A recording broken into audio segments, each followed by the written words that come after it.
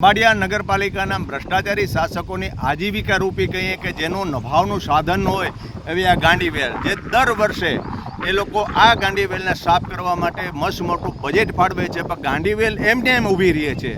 છેલ્લા વર્ષે જ્યારે નદીમાં ફૂલ પૂર આવ્યું, ડેમ જ્યારે 6-7 ફૂટ જેટલો ઘી નદી જ્યારે ઓવરફ્લો થઈ, ત્યારે કુદરતી જે સાફ સફાઈ થઈ હતી એ ફરીને આજે આ ચોમાસા આવતા ફરીને ગાંડીવેલ ઊભી છે.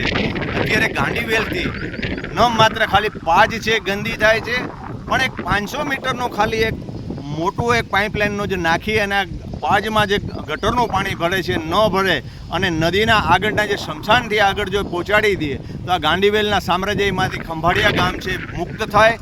અને જે આજે વર્ષો પહેલાં અહીંયા કુદરતી જે તરણ સ્પર્ધાઓની એક મોજ થતી હતી, તરવૈયાઓ જે પેદા થતા હતા, એ આ ખામનાથની પાજ છે એને દૂષિત કરવામાં કોઈ મોટો ફાળો હોય તો ખંભાળિયા નગરપાલિકાના ભ્રષ્ટાચારી શાસકોનો છે.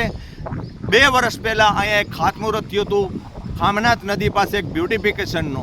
એક ખાતમુહૂર્ત માટેના જે હજારો કરોડોના તાઇફાના જે વચનો આપ્યા તે ખંભાળિયાની પ્રજા હાજી એ બ્યુટિફિકેશનની અને ગંદા પાણીની કેનાલની વાટ જુએ છે. અમારી સરકાર પાસે અને જિલ્લા વહીવટીતંત્ર પાસે માંગ છે કે અમને તાત્કાલિક આ ગાંડીવેલના આ સામ્રાજ્યમાંથી મુક્ત કરાવી અમારા આરોગ્યનો, અમારા સ્વચ્છ પાણીનો વિચારે અને આ જે ખામનાથનો કૂવો પાજ છે એમાંથી જે બોર કૂવા રિચાર્જ થાય છે એમાં ગંદુ પાણી ન ભળે અને લોકોનું આરોગ્ય ન બગડે એની તકેદારી રાખે. સાંજ સમાચાર ફેસબુક પેજને લાઇક કરો, વિડીયો શેર કરો અને વધુ વિગતવાર સમાચાર માટે sanssamachar.net વિઝિટ કરો.